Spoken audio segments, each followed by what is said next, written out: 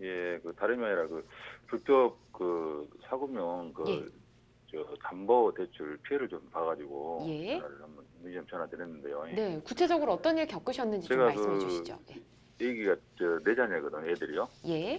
네 자녀인데 애들이 좀 너무 어려서 자주 아프다 보니까 좀 장사도 안 되고 가게를 했는데 좀 안 돼가지고 예. 좀 급한 돈이 좀 필요해가 차를 2대를 맡겨가지고 예. 담보대출을 받았어요. 예. 그런데 그 사람이 그 사채업자 그 사금융이죠. 광고를 보고 있는데 그 사람이 차를 그 주차장에다 주차를 안 해놓고 지정된 주차장에다 안 해놓고 네. 자기 인근 그 길에다가 도로가에다 주차를 해놓고 한 5개월 동안을 방치를 했더라고요. 이자를. 아, 예. 법정금 제가 작년 6월달에 돈을 빌려가지고 예. 그 작년 2월달부터 24%가 넘어가면 그 대부업 사업자 내는 그 이자 자체가 그 내는 거 무효잖아요. 예. 그 500을 썼는데 올 35만 원씩 받아가더라고요. 예. 그러면 연으로 따지면 한 70% 80% 예, 되는데요. 이자가 세네요. 예, 예. 그래가지고 그러니까 뭐 자기가 주차비 관리한다 해가지고 뭐 법정금리 빼고 나머지는 주차비로 했는데 그 저는 이제 거기 차가 거기 있는지도 몰랐거든요. 근데 예. 주민이 신고를 들어왔더라고요. 예. 차 2대가 거기 받쳐있는데 왜 움직이도 않고 한 몇 개월 동안 받쳐있냐. 예. 그때 신고 들어오니까 가가지고 이제 사진을 좀 찍어놓고 해서 좀 항의를 하니까 왜 예. 주차장에 안 넣어놓고 여기다 받쳐놨냐. 자기 말로는 고객님 금방 찾아갈 줄 알고 아니 찾아갔는데도 주차장도 없이 그한테 말도 안 해주고 너미 길바닥에다 받쳐놓고 예. 차를 관리를 하고 이게 관리한다고 돈을 다 받아갔잖아요. 그래서 예. 그 항의를 하니까 막 욕설을 하면서 그 좀 뭐랄까 좀 이렇게 상스러운 말을 네. 모욕적인 말을 하더라고요. 그러면 뭐 빨리 찾아가는 동 어쩌다는 게 그러면 돈을 왜 그렇게 이자를 많이 받아갔냐. 네. 그러면 원래 우리는 그렇게 받아가니까 고소하려면 고소해라. 뭐 이렇게 굉장히 좀 모욕적인 말을 많이 하고 예. 쉽게 말해 이렇게 욕을 하더라고요. 네. 그래서 제 입장에서는 이제 힘드니까 이제 힘들 때도 있잖아요. 예. 그 애를 키우다 보면 그래서 맡겨놨는데 좀 억울하기도 하고 그래서 예. 제가 알기로는 인터넷 보니까 작년 2월달에 그게 그 개인 대 개인 채무만 이자 저항법이 걸리는 겁니까? 아니면 그 사람이 대부업 사업자 광고를 내놓고 그 광고를 보고 차를 맡겨놓고 갔거든요. 근데 네. 그 대부 사업자 있어도 그 사람들은 따로 또 이자가 또 제한이 또 있는 겁니까? 아, 우선은 상황을 잘 알겠고요. 황미옥 변호사님과 함께 좀 해결을 해보도록 하겠습니다. 자, 인사 나눠보시죠. 예, 안녕하세요. 예, 안녕하십니까. 예. 아이들 4명 키우시면서 경제상 어려움 때문에 발생한 일인 것 같은데요. 예, 장사가 안 돼서 그래서 애기가 갑자기 다쳤었거든요. 그래서 수술을 해야 되는데 그렇죠. 경제적으로 자동차까지 좀 맡기실 가게도 안 되고 때는 보통은 자동차를 생활 경제상 수단이라고 보기 때문에 좀 특수하게 예. 취급하는 부분도 있는데 그조차도 담보로 맡기셨으면 좀 많이 애들이 어려우셨을 것 먼저니까 같습니다. 저는 애들이 많이 좋아해가지고 애들이 그렇죠. 먼저라고 생각해서 일단은 취하실 수 있는 방법이 2가지가 있을 것 같습니다. 저한테 말씀을 주셨지만 그 안에도 내포되어 있는 것이 첫 번째로는 방치되어 있는 자동차를 어떻게 하면 하루빨리 회수할 수 있는가. 두 번째로는 개인 대 개인 같은 경우는 24% 굉장히 잘 알려져 있는데 사채업자, 즉 대부업으로 등록되어 있는 업체인 경우에도 24%를 적용할 수 있는가 그 부분 말씀 주시는 것 같아요. 크게 예, 2가지인 것 같은데요. 일단 자동차부터 말씀드리겠습니다. 예. 자동차 같은 경우에는 이런 경우 굉장히 많습니다. 그러니까 그 전단지 같은 데 광고 보면은 돈 급하게 급전 드릴 테니까 자동차 맡기세요 해서 가지고 계시다가 알고 보면은 이율 굉장히 세게 이렇게 하는 경우 많은데 자동차 등 특정 동산 저당법이란 법이 있습니다. 종전에는 자동차 저당법이란 법이었는데요. 법이 무엇인지 중요하지는 않을 것 같고요. 여기서 법에서 뭐라고 하냐면은 자동차는 저당권의 목적만 될 뿐 질권의 목적은 되지 않는다고 해요. 그러니까 이거가 법적인 용어는 중요하지 않고요. 자동차를 담보로 돈을 빌려줄 때에는 자동차에는 등록 원부라는 거 있는 거 아시죠? 꼭 부동산 등기부처럼. 자동차 등록 원부 떼어보신 적 있으세요?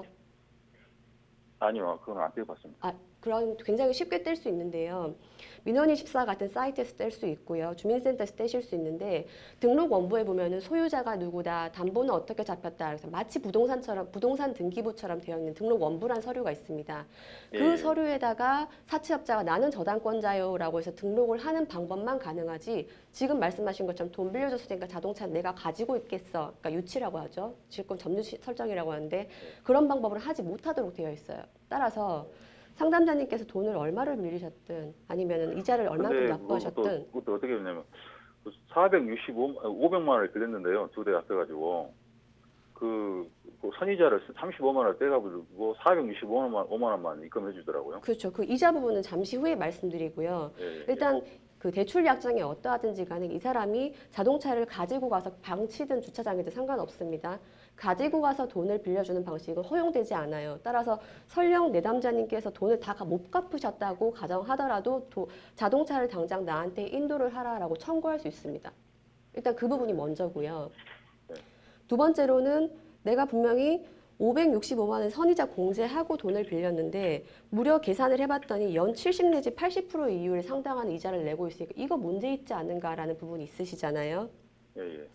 그 말씀 주셨는데 대부업으로 등록된 업체인 경우에도 꼭 이자 제한법이 아니라 대부업법이라는 법이 적용됩니다. 그리고 여기에도 이자 제한의 상한을 두고 있는데요. 이자 제한법과 똑같은 상한 이율, 최고 이자율 제한을 두고 있습니다. 연 24% 이상의 이자를 받지 못하도록 하고 있고 24%를 초과해버린 이율은 그 한도에서 무효라고 규정을 하고 있거든요.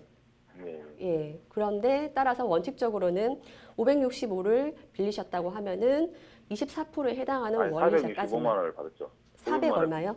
465만 원 받고 465만 500만 원에 대한 이자를 받아가 보더라고요. 35만 그리고 원. 선이자 공제하고 465만 원 받으셨던 지금 말씀이시죠? 들어가는 돈이 지금 210만 원 들어갔습니다. 이자만. 그렇죠. 아마 상당히 이자율이 초과된 것 같은데 제가 추측컨대 이 담보업체 같은 사채업자들도 그냥 일을 하시지 않으니까 나름의 논리를 마련했을 것 같아요. 아까 얼핏 말씀 주신 게 법정금리 24%만큼은 우리가 이자로 받는다. 다만 초과 부분은 주차비나 관리비 쪽으로 받는 거다라고 해서 약정을 이야기하셨던 것 같아요. 예. 그렇죠. 그쪽에서 분명히 대부업법을 절대 모르지 않을 거거든요. 그러면은 24%를 초과한 이유로 왜 받아갔습니까? 라고 하면은 저희도 당연히 관리비에 주차비 들어가니까 그러죠. 라고 이야기하실 텐데 문제는 주차가 제대로 되어 있는 게 아니라고 하셨던 것 같아요. 예, 한 5개월 작년 6월 달부터 12월 달까지 그 길바닥에 그래서 받쳐놓고 주차 그 받아가는 걸 받아갔습니다.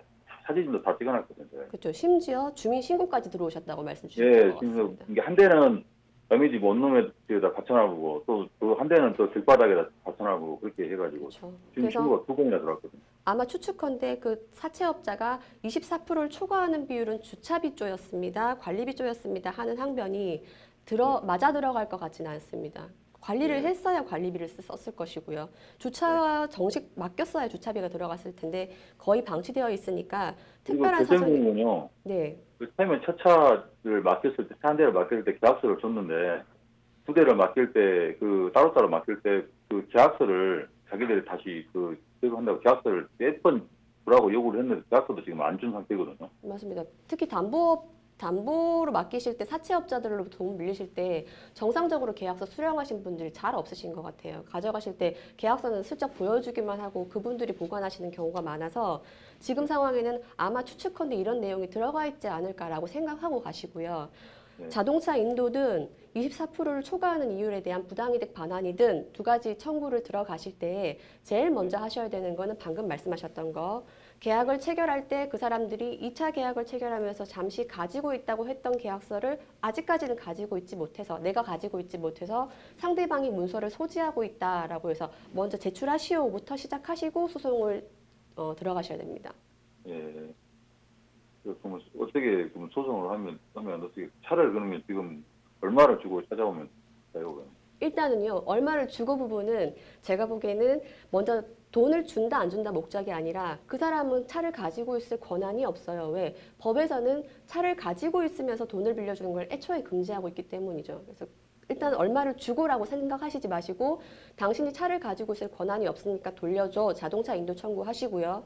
두 번째로는 아마 추측건데 원금에다가 이자 납부하신 것 초과 부분은 반환하실 수가 있습니다. 다만 그 초과 부분에 대해서 반환 청구하실 때 원금 상환 먼저 이율을 상환하시고 그다음에 원금 상환했을 때 남는 금액이 있다고 하면 그 돈을 반환 청구하시고 만약에 초과된 이율을 다 원금과 이율로 상환 처리해도 덜 갚은 돈이 있다라고 하면 그 돈에 대해서는 갚으실 수도 있고요.